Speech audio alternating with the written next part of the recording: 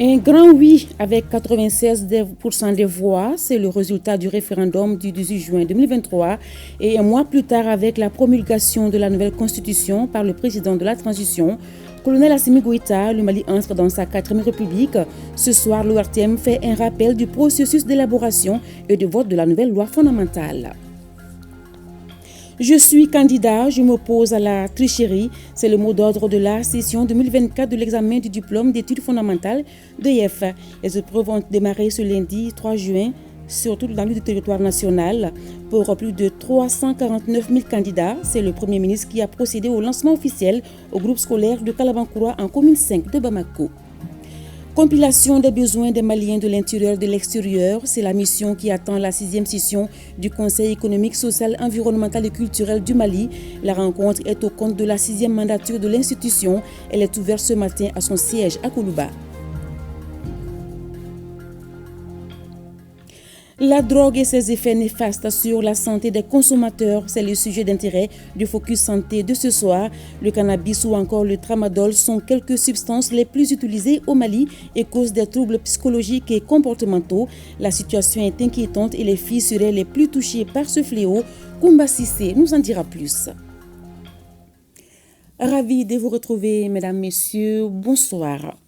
Nous commençons par ces images de Koulouba à la présidence de la République ce premier lundi du mois de juin. C'était la traditionnelle montée des couleurs et c'était en présence du chef de l'État et l'ensemble de ses collaborateurs. À noter que la montée des couleurs reste un symbole fort dans l'affirmation de la souveraineté et du renforcement de la citoyenneté. Cet instant solennel est un rendez-vous du devoir citoyen et patriotique institué par le colonel Assimi Goïta, président de la transition, chef de l'État. Il s'agit pour le chef suprême des armées et ses collaborateurs de rappeler les valeurs fondamentales du Mali aussi et surtout réaffirmer leur engagement patriotique au respect strict des symboles de l'État, comme ça se doit ici dans la cour du palais présidentiel. L'hymne national du Mali qui retentit sous le rythme de la montée des couleurs depuis le sommet de l'État à partir de 7h30 exprime l'engagement des autorités de la transition à inculquer aux citoyens le sens élevé du patriotisme afin qu'il soit la boussole pour chaque citoyen.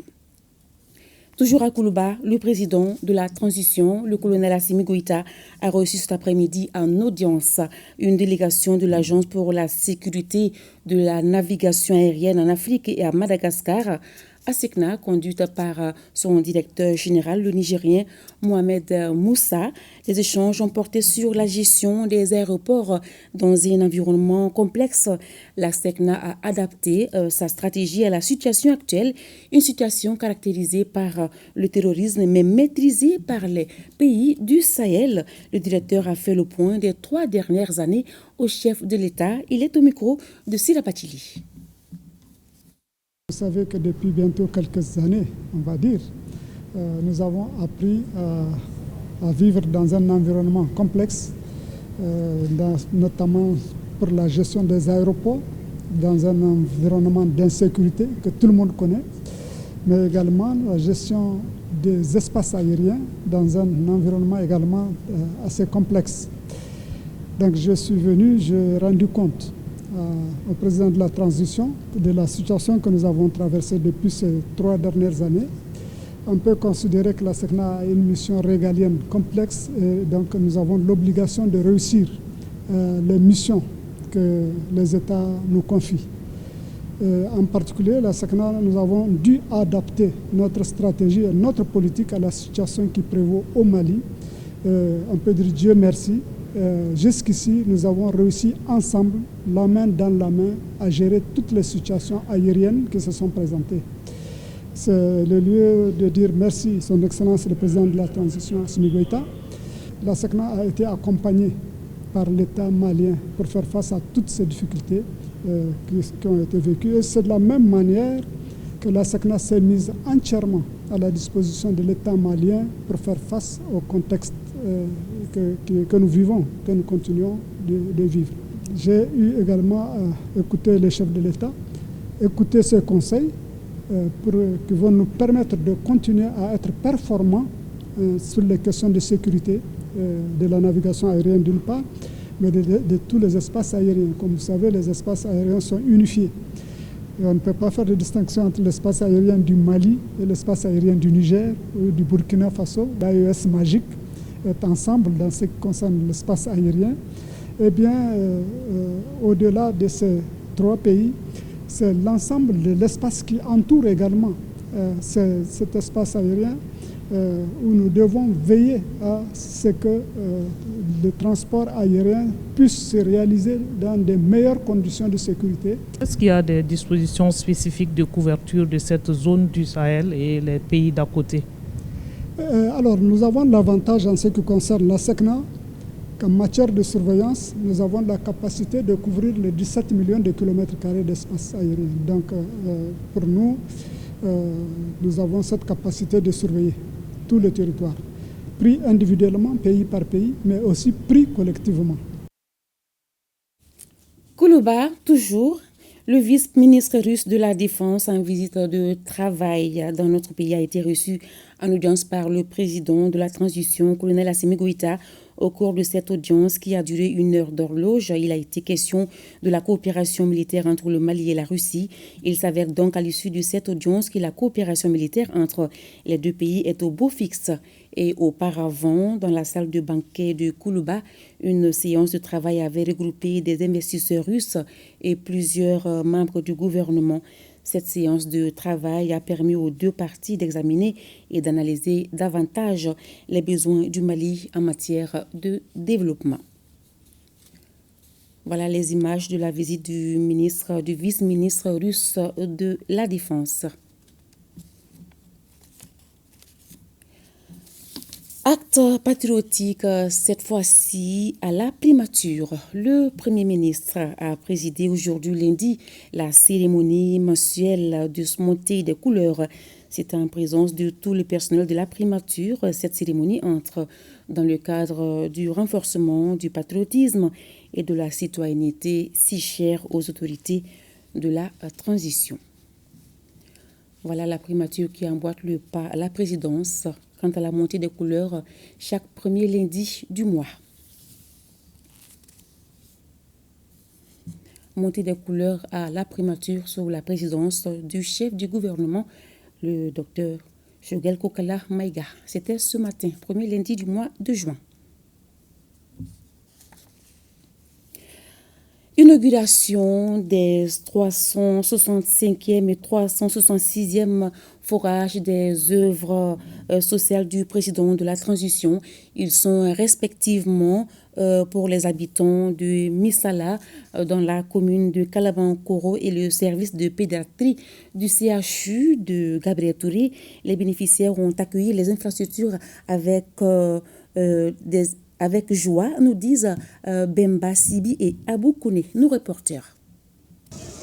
L'eau du forage 365 des œuvres sociales du président de la transition coule désormais pour les habitants de Missala dans la commune rurale de Kalabankoro. Elle emporte avec elle le calvaire des femmes de la localité, témoignage de leur présidente Dambélé Maïmouna Samake. Avant le matin, on part avec les bidons, on achète de l'eau. La SOMAGES n'est pas encore arrivée ici. Donc ce forage public-là, quand même, vient nous aider. Le forage 366 est pour le service de pédiatrie du CHU Gabriel Touré. Ici, le besoin d'eau est crucial et le manque du liquide précieux pénalisait le fonctionnement correct du service. Ces derniers temps, nous étions confrontés à un gros problème d'eau. À l'étage, il n'y avait pas d'eau. Dans certaines unités, il n'y avait pas d'eau. Or, en ce qui concerne les soins, surtout aux nouveau-nés, aux nourrissons, il faut obligatoirement de l'eau.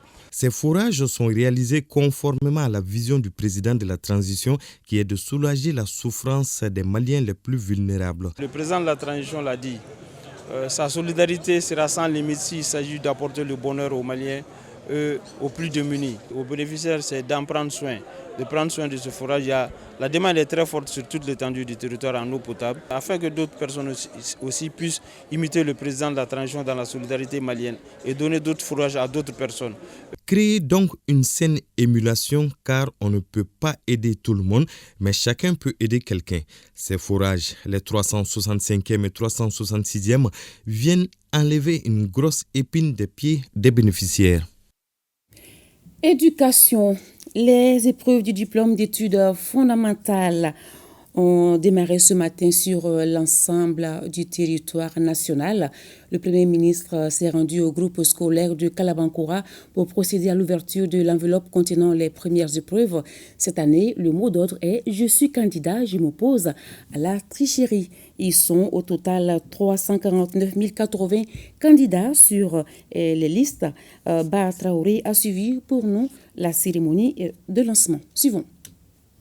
Groupe scolaire Kalabankora en commune 5 du district de Bamako, c'est à 7h30 que le Premier ministre entre dans l'établissement.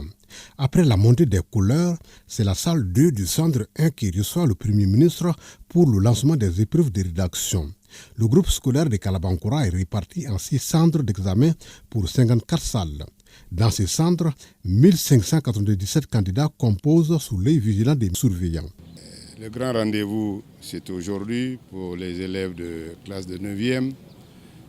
Les épreuves écrites du DEF sont lancées depuis quelques minutes. Les candidats que j'ai vus, les candidates que j'ai vues me paraissent confiants et confiantes. C'est la clé qui leur permet d'ouvrir la porte qui leur donne 3 choix.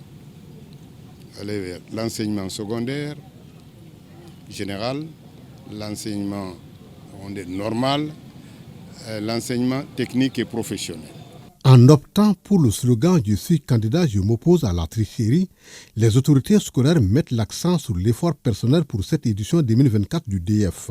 La première impression, c'est la confiance que j'ai retrouvée chez le ministre, chez la directrice, chez l'encadrement et chez les professeurs.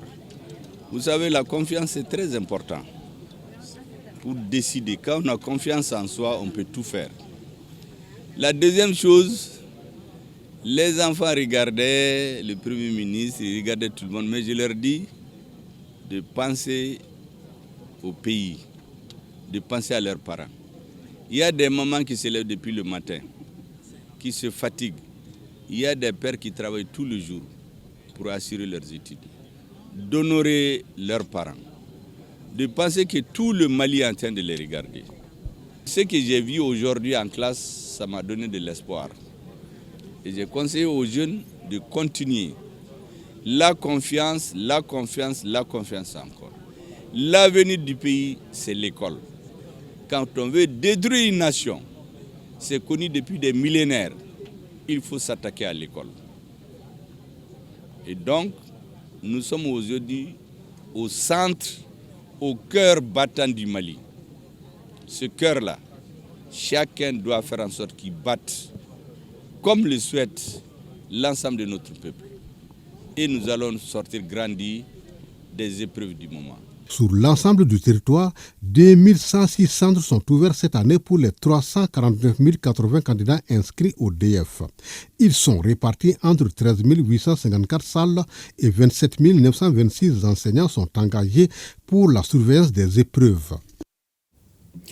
Je l'annonçais dans le sommaire, ouverture ce matin à Koulouba de la 6e session de la 6e mandature du Conseil économique, social, environnemental et culturel du Mali. Cette session sera consacrée au panorama des besoins des Maliens recueillis lors des différentes missions des conseillers de la République à l'intérieur ainsi qu'à l'extérieur du pays.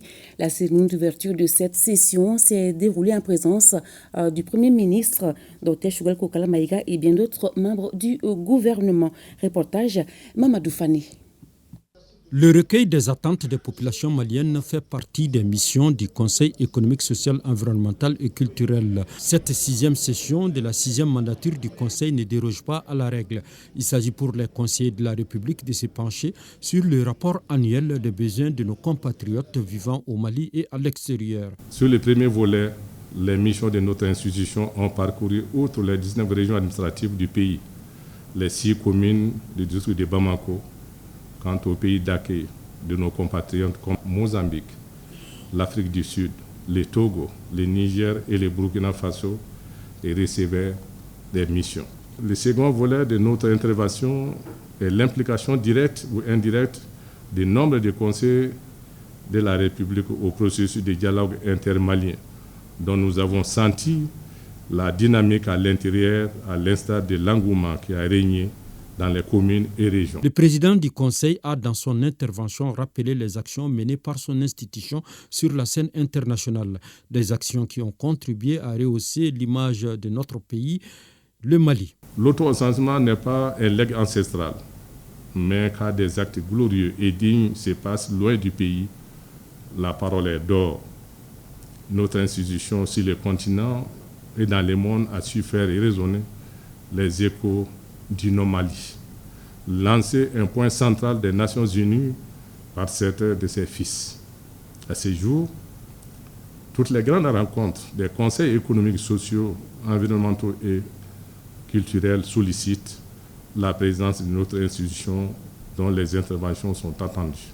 Cette session qui dure 2 semaines sera l'occasion pour les membres du Conseil de débattre sur toutes les préoccupations des Maliens, des préoccupations qui varient d'une zone à une autre et qui sont toutes prioritaires. Plénière au Conseil des collectivités, les conseillers ont adopté ce lundi à l'unanimité. C'est un projet de texte. Il concerne 2 projets de loi, une communication écrite et 2 projets de décret. Les conseillers ont aussi fait des recommandations en vue d'améliorer ces projets de texte. Reportage d'Aouda Kone. Cette plénière d'adoption des projets de texte envoyés par le gouvernement pour avis des conseillers du Haut Conseil des collectivités intervient après les travaux des 5 commissions siégeant au sein de l'institution. La première communication a concerné le projet de loi uniforme relative à la lutte contre le blanchiment des capitaux, le financement du terrorisme et de la prolifération des armes de destruction massive en vue de sa transposition dans le droit. Il a été adopté à l'unanimité. Nous avons eu des techniciens qui nous ont expliqué, et avec tous les efforts qui ont été déployés ces derniers temps, et avec l'adoption de ce texte-là, certainement le Mali va sortir de cette liste grise pour que les opérations sur le plan international se fassent correctement avec les partenaires du Mali. Le projet de loi portant lutte contre la traite des personnes et la communication écrite relative aux documents du stratégie nationale d'atténuation de l'impact socio-économique du retrait de l'amunissement et son plan d'action 2024-2026 ont fait l'objet de communication lors de cette plénière. En plus de ces projets de loi, 2 projets de décret ont aussi été travaillés par les conseillers. Ils donnent leur avis. Nous avons été saisis sur le projet de décret portant une déclaration d'utilité publique par rapport à la centrale solaire de Tchagadou de la Koro. Nous, on voudrait que ces centrales se multiplient dans ce pays.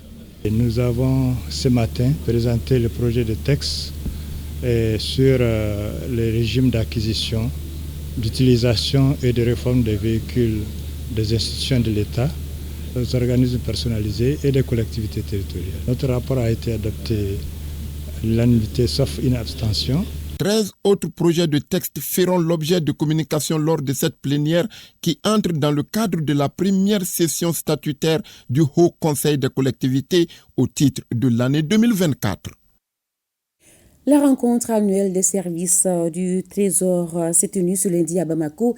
Cette édition 2024 a pour thème le Trésor public au cœur de la transparence de la gestion des finances publiques. Parlant des recettes budgétaires, les services du Trésor ont enregistré plus de 2143 milliards de francs CFA en 2023, compte rendu Sokuna Kamisoko. Conformément à ces missions d'exécution du budget des organismes publics et parapublics et de la gestion de la trésorerie publique, les services du Trésor au titre de l'année 2023 ont enregistré la somme de 3 155 milliards de francs CFA, un montant qui a servi à couvrir les dépenses publiques et la dette de l'État. L'information a été donnée ce matin à l'ouverture de cette rencontre annuelle des services du Trésor. Après avoir mobilisé en avril 2024 près de 80 milliards sur le marché financier par appel public à l'épargne sur une maturité de 10 ans, que nous avons élaboré un programme d'appurement de la dette intérieure avec un montant global d'environ 51 milliards. Et dans l'exécution de ce programme-là, beaucoup de catégories de fournisseurs ont été concernés, notamment ceux que nous appelons les bénéficiaires des petits mandats. Ces efforts de paiement continueront malgré les contraintes liées aujourd'hui à la mobilisation des ressources sur le marché financier. Pour l'édition 2024, le thème retenu est « Le trésor public au cœur de la transparence de la gestion des finances publiques », un thème qui prend en compte les enjeux et les défis de la mise en œuvre de la politique patrimoniale en droit constaté, mais aussi la problématique de la reddition des comptes. S'agissant spécifiquement de la problématique de la reddition des comptes, elle constitue un enjeu dans la recherche d'une gestion saine et efficace des deniers publics. En effet, les comptables publics seuls habilités à manier les deniers publics se doivent de gérer les fonds dans le strict respect de la législation et de la réglementation en vigueur. Et la reddition des comptes reste le moyen privilégié de s'assurer du respect des procédures d'exécution des opérations budgétaires et comptables des organismes publics et du bon emploi des fonds publics. La présente rencontre des services du Trésor s'inscrit parfaitement dans le cadre de la mise en œuvre des orientations données par les plus hautes autorités de la transition, à savoir la promotion de la gestion vertueuse des ressources publiques, le développement des valeurs d'éthique, de transparence et de reddition des comptes, ainsi que l'efficacité de la dépense publique. La rencontre a été mise à profit par le directeur national du Trésor pour remettre au secrétaire général du ministère de l'Économie et des Finances un exemplaire d'une revue comportant toutes les informations du Trésor. Ouverture ce matin à Bamako de la première réunion annuelle du comité consultatif de la concurrence de la commission de l'UEMOA. La rencontre qui suivit un cadre d'échange sur la lutte contre les pratiques anticoncurrentielles, pratiques qui constituent un obstacle à la mise sur le marché des biens et des services innovants de qualité plus accessibles aux consommateurs.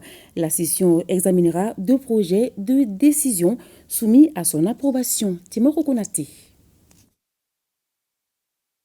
Les experts de la commission de l'UEMOA à Bamako, un rendez-vous annuel de 5 jours pour réactiver la politique de la concurrence, moteur de l'économie et de la croissance. Politique qui consiste à mettre sur le marché des biens et des services innovants de qualité abordable et faciliter par ricochet la création d'emplois. Ce qui fait de cette commission un maillon essentiel du dispositif de régulation de la concurrence dans l'espace communautaire. Le comité consultatif de la concurrence a été institué par l'article 28 du règlement numéro 3/2002 relatif aux procédures applicables aux ententes et abus de position dominante à l'intérieur de l'UEMOA. Il a pour objectif de donner des avis objectifs et motivés à la Commission sur les projets de décision avant leur adoption par le collège des commissaires. Conformément au texte régissant l'organisation, les experts vont se prononcer sur 2 projets de décision soumis à leur appréciation. À savoir le projet de décision concernant la demande d'attestation négative relative au projet d'acquisition par la société ETG Inputs Holdco Limited, la totalité du capital social de la société Yara Côte d'Ivoire SA, filiale de la société Fertilizer Holding AS. Il s'agit là d'un mécanisme efficace de lutte contre les pratiques anticoncurrentielles. Il est axé sur un partenariat conventionnel entre la commission de l'UEMOA et les autorités de concurrence des États membres. Permettez-moi de rappeler à ce niveau 2 des mesures entérinées par le gouvernement du Mali dans le cadre de sa contribution à l'application effective du droit communautaire de la concurrence. Il s'agit de l'adoption de la loi numéro 2016-06 portant organisation de la concurrence en République du Mali, qui prévoit la mise en place de la Commission nationale de la concurrence, de la transposition par décret en 2018 de la directive relative à la transparence des relations financières entre d'une part les États membres et les entreprises publiques et d'autre part entre les États membres et les organisations internationales et celles relatives à la coopération entre la Commission et les structures nationales de la concurrence des États membres. La rencontre de Bamako intervient alors que l'organisation a soufflé sa 30e bougie le 10 janvier dernier. Rencontre qui se tient sous le signe du renouveau grâce au renouvellement du bureau. Sécurité. Plusieurs terroristes neutralisés, des bases détruites et beaucoup de matériel récupéré. C'est la moisson des FAMA au cours du mois de mai dernier. Le colonel-major Souleymane Dambélé, directeur de l'information et des relations publiques des armées, l'a fait savoir au cours de la traditionnelle conférence annuelle. On fait le point avec Abdul Karim Kaba. Le mois de mai a été marqué par des attaques directes, des embuscades, des poses d'engins explosifs improvisés et des exactions sur la population par les groupes armés terroristes. Dans leur mission régalienne de tous les jours, les forces armées maliennes FAMA ont pu déjouer toutes ces attaques et manœuvres de l'ennemi. Les FAMA ont mené des opérations dans tous les théâtres afin de traquer les forces du mal jusque dans leur dernier retranchement. Depuis 3 mois, les forces armées maliennes maintiennent l'initiative sur les différents théâtres des opérations. Appuyés par les moyens techniques, les FAMA ont intensifié les opérations de recherche, de neutralisation des groupes armés terroristes et de destruction de leurs sanctuaires sur l'ensemble du territoire national. Les forces armées maliennes maintiennent le cap et poursuivent leur montée en puissance. En témoigne le résultat des hommes de l'opération Théâtre Sud, Nangui, à Mouroudia, le 26 mai dernier. Le bilan fait état, côté armée, 5 morts et une douzaine de blessés. 22 véhicules endommagés, légèrement endommagés par les souffles des attaques kamikazes. Côté ennemi, une centaine d'assaillants neutralisés. Et à la date de vendredi encore, il y a le commandant de zone de Kati qui me faisait état de la récupération par les populations d'autres corps, environ 5 corps en brousse et qui ont fait l'objet d'inhumation par les populations de Mourdia. Donc beaucoup d'armes récupérées également, dont 11 PKM, c'est des armes lourdes, 15 PM, 4 LRAC, des boîtes chargeurs de PKM et 15 chargeurs de PM, 9 motos, 3 radios, beaucoup de munitions et divers matériels saisis par les FAMA. Le directeur de la DRIPA, colonel-major Souleymane Dambélé, est revenu également sur les actions et activités du département de la défense et des anciens combattants et aussi des opérations dans le cadre de l'AES. Bonne nouvelle pour le monde rural.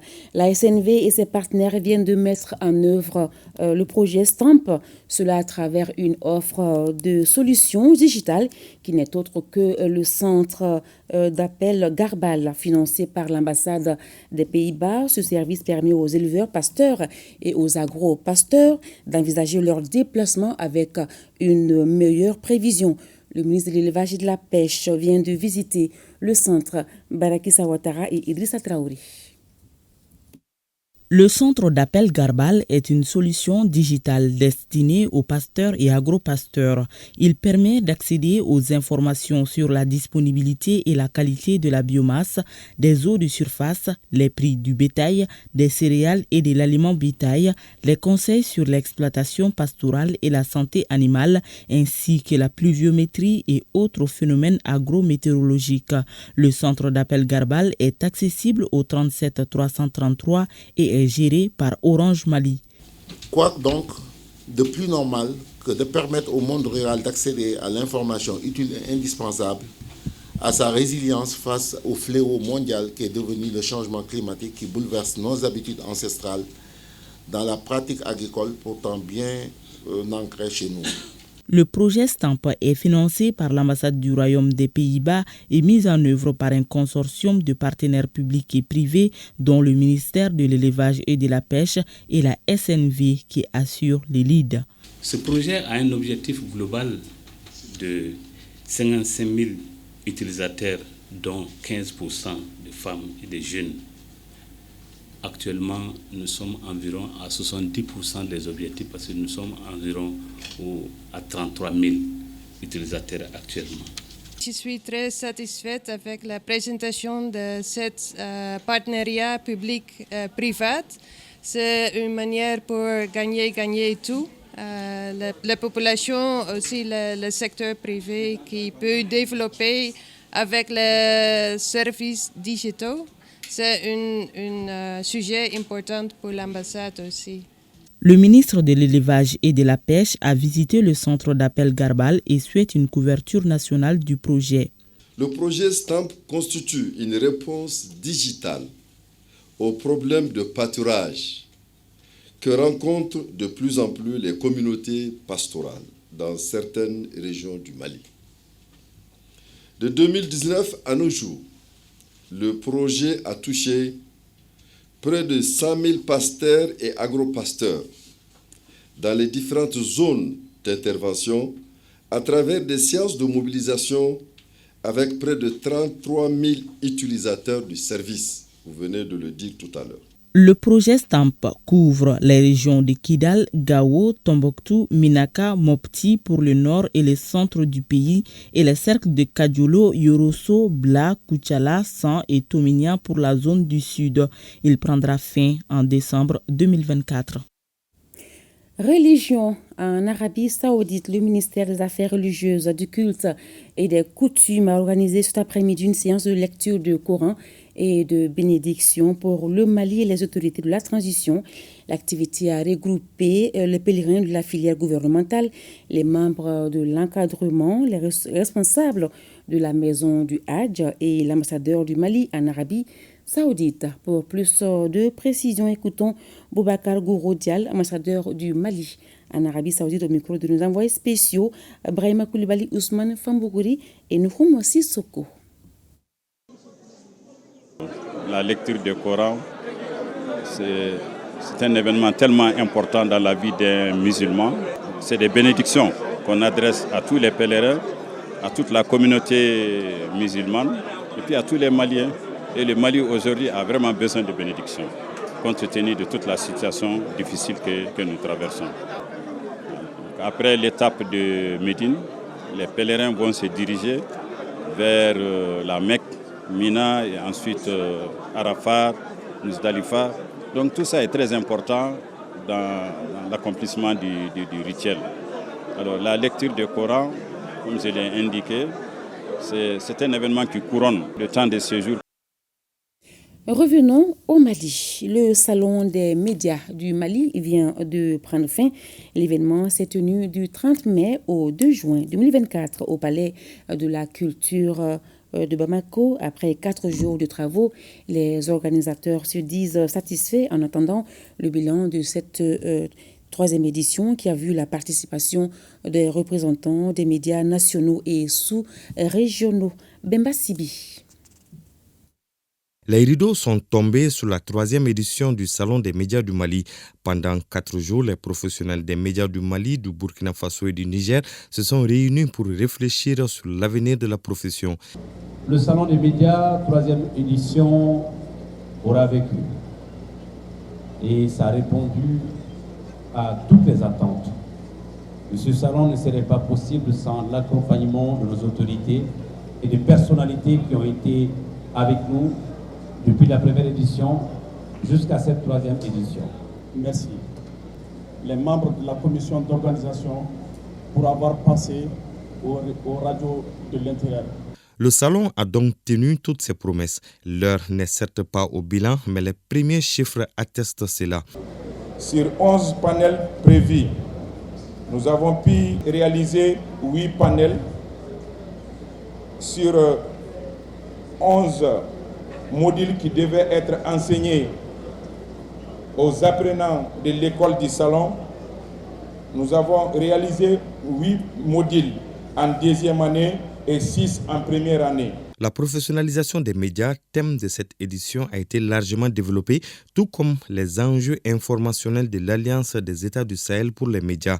La cérémonie de clôture a servi de cadre à la remise d'attestations à certains participants.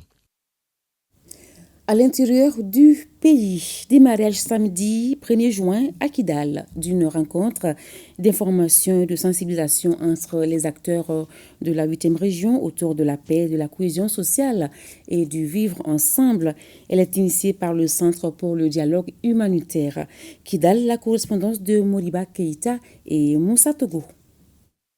Durant 2 jours, les acteurs de la société civile de la région de Kidal vont identifier les problèmes pouvant entacher la cohésion entre les forces vives de la 8e région et proposer des solutions pour chaque problème pour ensuite mettre des actions en place en vue de faciliter et encourager les retours apaisés, sécurisés et volontaires des réfugiés et déplacés. Sur sollicitation des autorités de la région de Kidal, le centre HD a bien voulu accompagner cette rencontre des acteurs en vue de renforcer leur cohésion, mais aussi d'échanger sur les voies et moyens permettant un retour apaisé et sécurisé des populations déplacées de Kidal. Durant 2 jours, vous aurez à échanger avec les experts. Nous allons échanger sur les différentes rébellions dans le nord du pays, la cause de l'annonce de la fin de l'accord, les recommandations du dialogue et bien évidemment la promotion de la paix, de la cohésion sociale et du vivre ensemble. À l'issue de ces 2 jours de rencontre, les propositions pertinentes seront formulées permettant d'une part de renforcer la cohésion entre les communautés et d'autre part d'encourager les communautés déplacées à revenir chez elles à travers un mécanisme rassurant et sécurisé impliquant tous les acteurs de la région de Kidal. Ici, dans la capitale, les rideaux sont tombés sur la 2e édition du Festival des innovations et de nos savoirs endogènes. Ce rendez-vous du donner et du recevoir a permis durant 5 jours aux participants, notamment la couche juvénile, de s'imprégner de l'importance des technologies émergentes dans l'exploitation judicieuse de notre riche patrimoine culturel. Ali Djumatina. Unique en son genre, le festival Bamako.ai, qui vise à décoloniser l'innovation en fusionnant les techniques de pointe avec les savoirs locaux africains, a permis durant quelques jours à la jeunesse de découvrir notre riche diversité de styles et de techniques allant des peintures et photographies aux sculptures. Les terres d'innovation ont été un des temps forts de Bamako.ai. 3 compétitions mettant à l'honneur les savoir-faire architecturaux et artisanaux maliens ont permis aux maçons, artisans et potiers venus de Tombouctou, de Kaya, en passant par Badjangara, Mopti et San, de rivaliser de créativité et de talent. Oui, je pense que l'objectif il a été atteint. Nous avons eu énormément de jeunes en fait qui sont venus, qui ont joué aux différents jeux de réalité virtuelle qu'on a développés, qui ont pu communiquer aussi, échanger avec des créateurs de valeur. Il y a eu vraiment un échange en fait intergénérationnel, il y avait un échange technologique, il y avait vraiment des réalisations qui sont extrêmement intéressantes, des innovations qui ont vu le jour pendant 5 jours. Vous avez vu aujourd'hui ce que les artisans ont montré, et que ce soit au niveau de la vannerie, que ce soit au niveau de la poterie, que ce soit au niveau des maçonneries. Donc ils ont montré vraiment qu'il y a des compétences. Ils ont montré qu'aujourd'hui, nous pouvons compter sur les artisans maliens dans tous les domaines. Parce que tout ce qu'on peut exporter, les artisans peuvent le faire. Les œuvres présentées lors de ce festival devront inspirer et encourager la jeunesse à oser, à réfléchir et à innover en vue de changer les mentalités. Gastronomie. Le prestigieux restaurant Mama Africa de Paris a désormais une branche ici à Bamako. Cela grâce à notre compatriote Seiba Makalou. L'infrastructure a été inaugurée il y a de cela quelques jours. L'événement a regroupé les passionnés de la gastronomie et des visiteurs. Reportage Ibrahim Kaoukounati et Aruna Diarra. Avec ce nouvel établissement culinaire dénommé Mama Africa, le promoteur entend diversifier les espaces dégustatifs des habitants et des visiteurs. Mama Africa Bamako contribue à la concrétisation de la politique publique visant à inciter nos compatriotes de la diaspora à s'investir au pays. Ouais, 22 ans après, pourquoi? Parce que 22 ans après, je pense que moi j'ai une idée de l'immigration. Au début, on partait à émigrer et chercher de l'argent et revenir ce soir. Et aujourd'hui, ce n'est pas trop le cas. Mais moi, j'ai pensé à revenir chez moi, à développer ce que j'ai appris à l'étranger. Situé à Badalabougou, en commune 5 du district de Bamako, Mama Africa offre une expérience culinaire exceptionnelle grâce à une cuisine raffinée et une décoration soignée. On a 3 salles différentes. Donc il y a de l'espace, il y a un espace VIP, espace climatisé, il y a un espace barbecue. C'est dans une atmosphère conviviale que les invités ont été accueillis pour participer à cette cérémonie d'inauguration. Mama Africa, pour ceux qui sont passés dans ce resto-là à Paris, sur l'avenue Corentin Cariou, c'est la réplique à la bamakoise. C'est l'expression de la diaspora malienne. Un garçon qui vit en Europe depuis plus de 3 décennies et qui arrive à réaliser en tout cas un espace comme ça. C'est une fierté pour nous, autres Maliens. Il a mis tout le paquet et j'espère vraiment que les gens ils vont connaître l'endroit et on va faire le plein. Et après Paris, qu'il ait pensé à revenir au pays, c'est vraiment une très bonne chose. Ça veut dire que nous sommes rassurés qu'un jour il va revenir au pays. Ainsi, les passionnés de la gastronomie africaine ont savouré les plats délicieux de Mama Africa, Bamako. Parlons santé. Dans Focus Santé de ce journal, nous allons parler de la drogue et ses effets néfastes sur la santé des consommateurs. Le cannabis ou encore le tramadol sont quelques substances les plus utilisées au Mali et causent des troubles psychologiques et comportementaux. La situation est inquiétante dans notre pays car la cause juvénile, surtout les filles, sont les plus touchées par ce fléau. Pour en savoir davantage sur le phénomène, suivons ce reportage signé Kumba Sissé et Abou Kone. La consommation de la drogue prend de l'ampleur au Mali. Très généralement, les gens qui s'adonnent à la pratique évoquent diverses raisons, le plaisir, le désespoir, l'anxiété ou la curiosité. Ils pensent trouver des solutions à leurs problèmes ou les oublier en consommant la drogue. Ce qui m'a vraiment poussé un peu vers la drogue, c'était les abandons de la famille, l'abandon de mes proches. Et vraiment, tous ces problèmes, je ne savais pas comment canaliser tout ça dans ma tête. Et là où je commençais à fumer de la cigarette, et après, je me suis retrouvé à fumer aussi du ganja. De façon générale, les drogues, on peut les classifier au jour d'aujourd'hui en 3 grandes catégories, selon leurs effets. Il peut y avoir les stimulants, il peut y avoir les dépresseurs, il peut y avoir aussi les perturbateurs, souvent qu'on peut appeler les hallucinogènes. C'est le cannabis qui est la drogue la plus consommée au Mali. Nous voyons de plus d'autres drogues synthétiques, notamment le tramadol et d'autres drogues, que ce soit du registre de l'héroïne ou de la cocaïne. Au Mali, la situation est alarmante car en plus des adultes et des jeunes, les adolescents se sont aussi lancés dans la danse. Ce qui est encore inquiétant, c'est que le phénomène touche les jeunes filles. À ce jour, j'ai plus de 50-60 patients, dont plus de 40 sont là pour être aidés, accompagnés. Vous voyez ?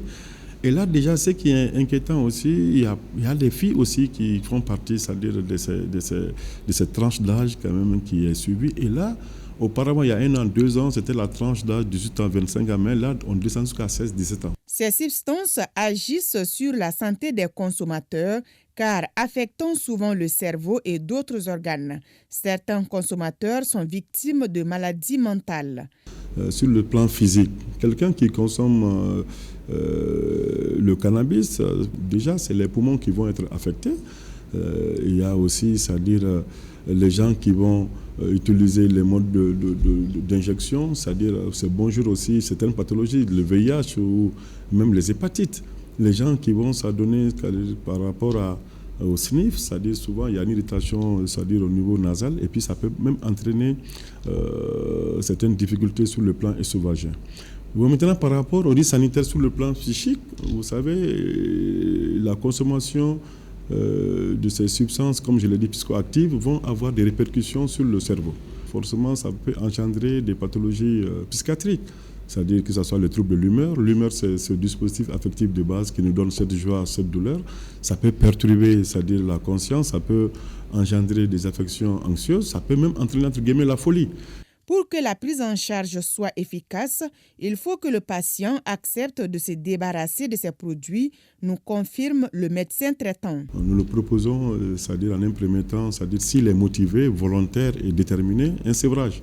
Et ce sévrage peut durer quelques semaines, c'est-à-dire un examen 10 à 15 jours, c'est-à-dire pour essayer de l'aider, pour parer aussi au manque, c'est-à-dire il y a une dépendance à la fois physique et psychique. Il faut des molécules pour contrecarrer cela.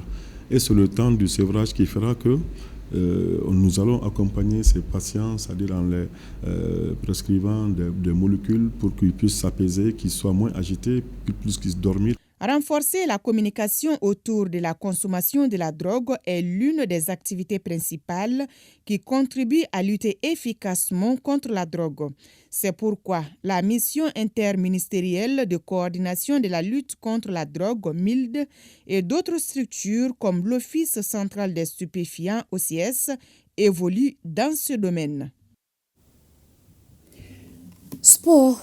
La tradition a été respectée. La FEMAFOOT a organisé, comme l'année dernière, la nuit du mérite et de la reconnaissance pour saluer les efforts des acteurs du football. L'événement a mobilisé du beau monde. Sidagatou Sissé. La FEMAFOOT a déroulé le tapis aux acteurs du football malien. Ils sont dirigeants, joueurs en activité, anciennes gloires et personnalités de tous bords à honorer de leur présence à cette deuxième édition de la Nuit du Mérite et de Reconnaissance. La crème du football malien est magnifiée au cours de cette soirée avec la remise de tableaux de reconnaissance aux partenaires, sponsors, anciennes gloires et internationaux aigles tels que Aliou Dieng d'Al-Ahly d'Égypte, Kamori Doumbia de Brest et El Bilal Touré de l'Atalanta Bergame pour leur saison remarquable en club. Je suis particulièrement heureux d'avoir été récompensé avec tous les autres récipiendaires et c'est une très très bonne chose, j'espère que ça va continuer et avec ça je crois qu'ils sont en train de faire une innovation. Ce clin d'œil est le témoignage éloquent de la FEMAFOOT au piano du ballon rond. Comment ne pas magnifier ces dignes personnalités qui ont porté ou qui portent très haut le drapeau malien dans les compétitions internationales ou qui soutiennent financièrement et matériellement le football de notre pays.